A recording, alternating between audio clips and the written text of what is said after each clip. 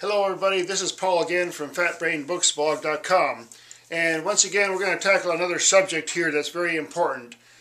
Obviously the book industry is going through a lot of changes, but you have to look at it in perspective here.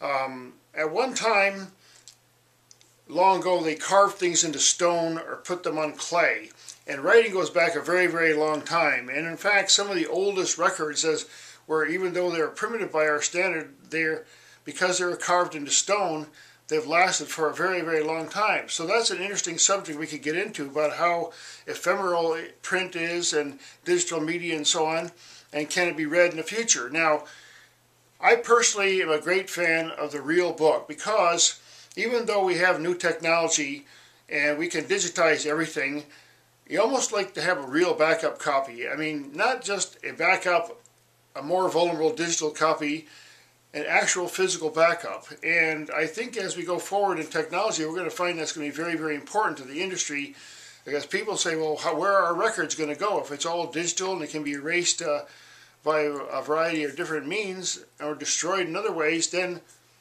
what are we going to do about that? So I'm a big fan of real books, and there are a lot of places that you can get them, and a lot of people who are watching this are probably collectors of books in one way or another.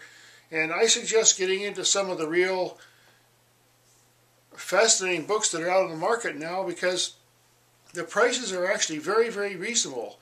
Because as demand goes down, you might say for some of these oddball books, you can say, well, look, where are they? Because let's save them and let's buy them and let's discuss them and read them and so on. So I'm going to get into this subject a lot in the text of writing, and I encourage a lot of feedback because this is a very interesting subject. The publishing industry, you might say, has gone from Gutenberg, where they printed things on just with these small presses, and it changed everything. And now we have both the combination of the print and every different type of printing, but also to combine it with digital for preservation of records, so lots of people can read documents that were never read before, because you can capture and reproduce a vintage book and let people explore it without having to damage the original. So it all works both ways, and I am going to make more and more video content because, as we know, I mean, printing and writing nowadays, it's instant. We look on TV and they buy $1 million worth of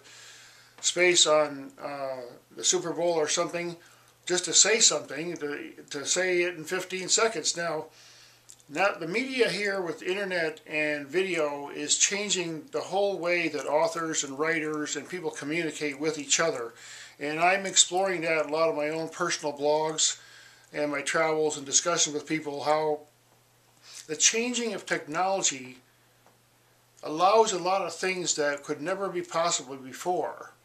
But there's some other challenges. But at the same time, to use the old enduring technology and appreciate it for the power that it's had for centuries to change people, as they say, as Shakespeare said, the pen is more mightier than the sword. And communication can be incredibly important, especially when it's timely. And again, thanks for attending this blog. We're going to have a lot more. I'm going to advertise some things to help this go on, but we're going to only recommend very high quality products and books and things that are related to the communication business. So again, thanks for watching.